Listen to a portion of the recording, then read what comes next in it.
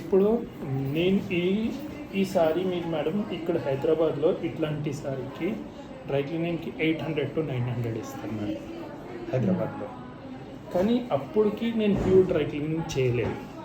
డ్రైజాల్ అనే కెమికల్ వస్తుంది, దాంతో డ్రై క్లీనింగ్ అవుతుంది. కూర్చోండి, మన డోర్ క్లోజ్ చేసేయండి, ఏసీ బయట.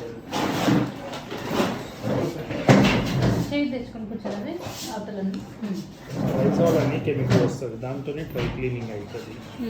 ఈ కాన్సెప్ట్ ఎవరికి తెలియదు మేడం. ఇక్కడ 1 లీటర్ డ్రైజాల్ వచ్చి 300.